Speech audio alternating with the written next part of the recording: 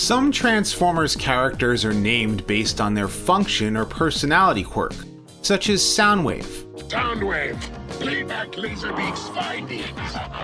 As you command, Megatron. Or Swindle.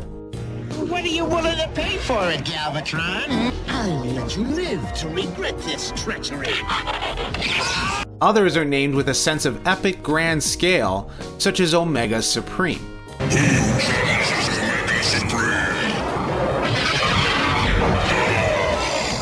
But no other Transformers name brings on the sense of cool better than Jazz. Hey, Optimus, how'd you like to hear #1 on the Decepticon Hot Cassette charts? As I believe the Earthlings say, lay it on me, man.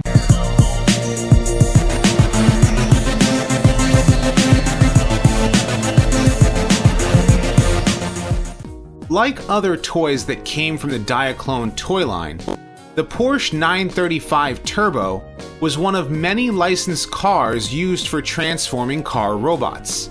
When it was brought over into the Transformers toy line, he was named Jazz and was released with the first set of Autobot cars in 1984. Described in his tech spec, written by Bob Budiansky, as Optimus Prime's right-hand man, Jazz is a special operations agent who does things with style.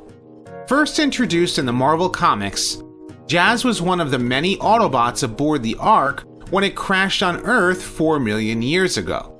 Reawakened in 1984, Jazz was portrayed as the cool Autobot who loved Earth's culture.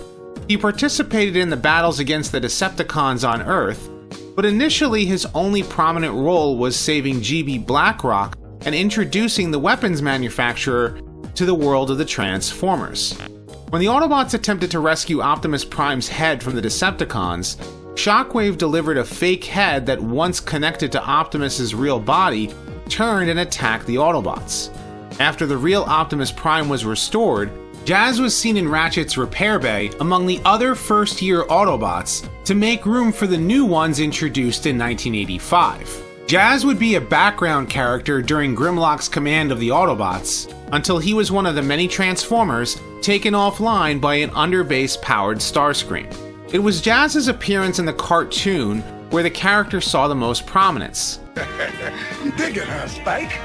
Well, let me rev up the decibels for you. Yeah, get down. One of the few Transformers seen with a Cybertronian mode in the pilot, Jazz was voiced by the late great talent of Scatman Crothers. Right you are, and there's something for you. He served as one of Optimus Prime's lieutenants, organizing the Autobots into a battle unit to face off against the Decepticons. Autobots, start your engines. Ready, Prime? Let's roll. Using one of his many abilities, he saved Optimus Prime more than once with his grappling hook. Loving Earth's culture and music, one of his weapons was a super-powered sound system that can disrupt the Decepticons' sensors.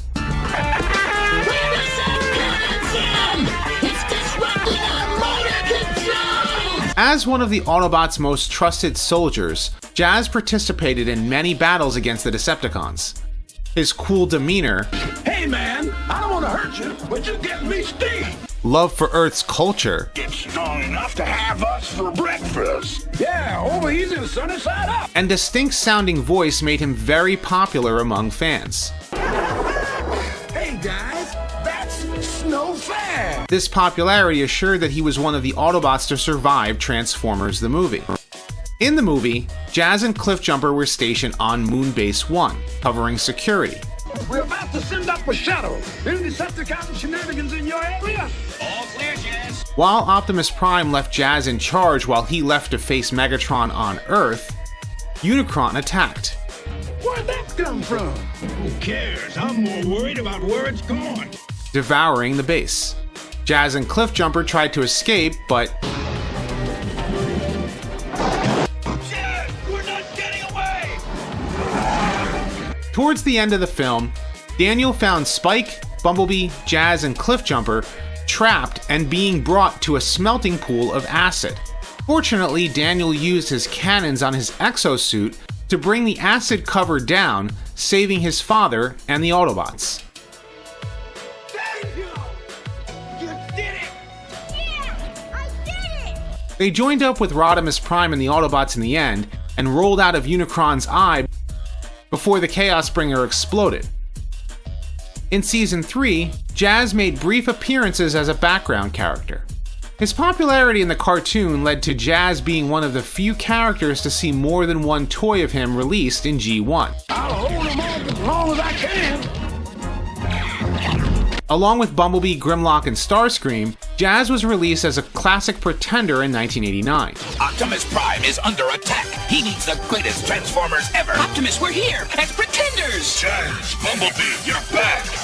While the cartoon was no longer being made by that point, Jazz was revived in the comics as a classic pretender as well. It was explained that these pretender shells were upgraded to be able to revive and repair a Transformer within, which explains how the four were able to come back online. The classic pretenders would end up battling Decepticons in the core of Cybertron, which was responsible for awakening Primus, the creator god of all Transformers.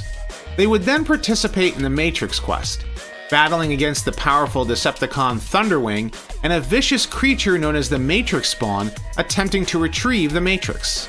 While Jazz did receive an Action Master toy in 1990, he wasn't one of the characters to get an upgrade, or downgrade for that matter, in the comic itself.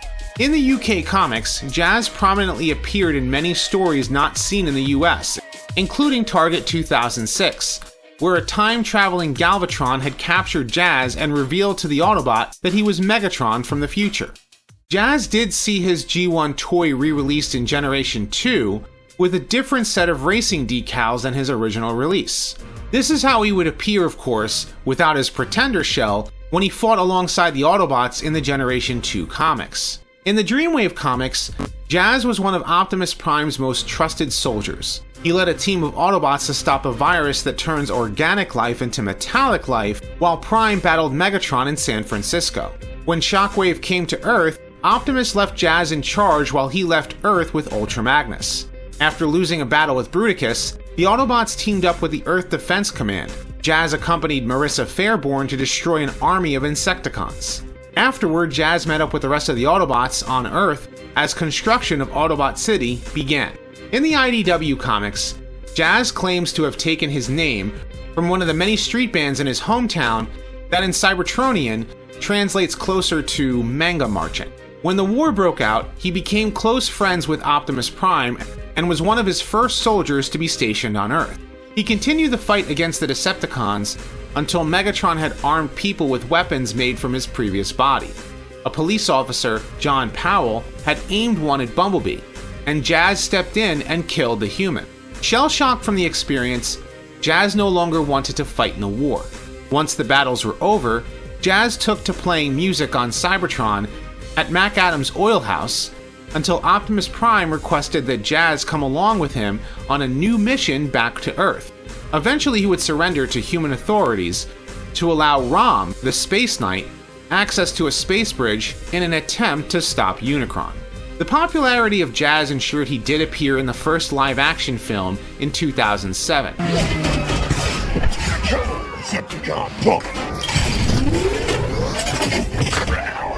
Transforming into a Pontiac Solstice, Jazz was one of the few live-action Transformers characters to actually resemble his G1 self in both robot mode and in personality. My first lieutenant. Designation Jazz. This looks like a cool place to kick it. Unfortunately, because of his small size, he stood no chance against Megatron. You want a piece of me? You want a piece? Ratchet attempted to revive him, but was unsuccessful. In Transformers Animated, Jazz was a member of the Elite Guard, serving alongside Sentinel Prime and Autobot Supreme Commander Ultra Magnus. As a Cyber Ninja, Jazz was equipped with Laser Nunchaku, and took an alternate mode of a sweet sports car. Besides, any species that could come up with a sweet ride like this can't be all, man. Always remaining calm, cool, and collected, Crazy. These organics each have their own look, their own style. Jazz would sometimes have to help keep the peace between Sentinel and Optimus. When Ratchet saved Ultra Magnus from being completely killed by Shockwave, he returned to Earth with the Magnus Hammer. Jazz followed, joining up with the Earthbound Autobots.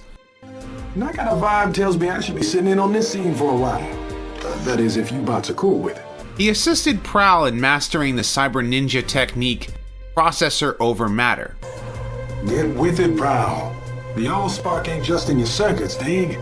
It's grooving all around us. At the end of the series, the two used the technique to reconstitute the Allspark by bringing all of the nearby fragments together. However, the energy used to accomplish this extinguished Prowl's spark. And everybody's okay! Not everybody. Had the show continued for a fourth season, Jazz was going to join the main cast of Autobots along with RC. In the Aligned continuity, Jazz was first seen among the prisoners freed by Optimus in War for Cybertron. In Fall of Cybertron, Jazz was a playable character, and teamed up alongside Cliffjumper as they traveled through the Sea of Rust to find out what happened to Grimlock and his unit. Like his G1 counterpart, Jazz is able to use a grappling hook, though in-game he uses it much like Spider-Man. In the 2015 Robots in Disguise cartoon, Jazz would return, making a few cameo appearances to help Bumblebee and his crew.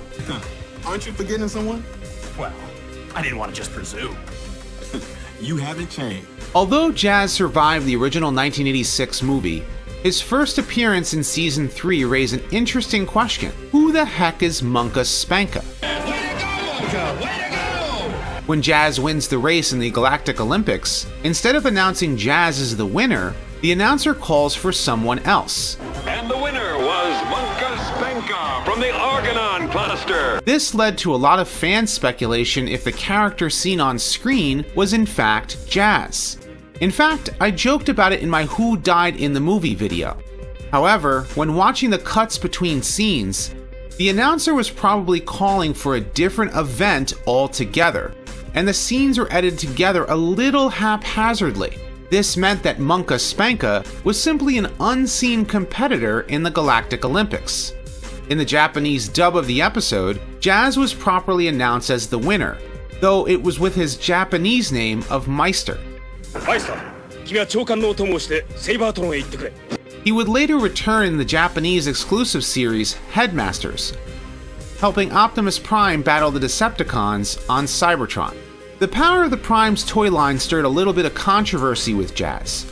A new toy was released of the character with a small label printed with Cybertronian letters that were difficult to decipher. Some thought the label stated Monka, as a callback to the mistake in the Season 3 episode. However, it was discovered that a worker at the company that printed the labels decided to have the letters read out MAGA as a joke. A running change later in the toy's run removed that label completely in an effort to keep politics out of toys. Jazz unfortunately had no speaking roles in Season 3. After finishing his lines for Transformers the movie, Scatman Crothers had become ill before recording of Season 3 even began. In fact, voice director Wally Burr filled in for Scatman Crothers during the second season episode, Kremzeek. Maybe this will slow it down so we can find out.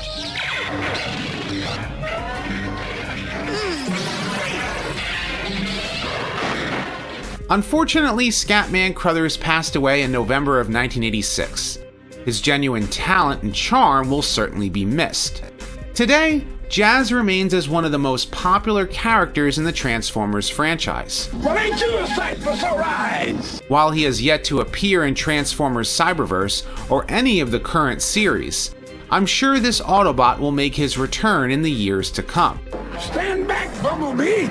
It's my turn at bat. You're out! But what do you think? Why was Jazz named incorrectly in Five Faces of Darkness? What did you think of the political joke made on the Power of the Prime's toy? And what's your favorite version of Jazz? Leave your thoughts in the comments section below. And if you like this video, be sure to thumbs up and subscribe. I'd like to thank my patrons for your support. I have many more Transformers discussions like this coming soon, so stay tuned. And as always, until next time, till all are one. Okay, Decepticons, time to get down! musical sonic boom. Good old jazz.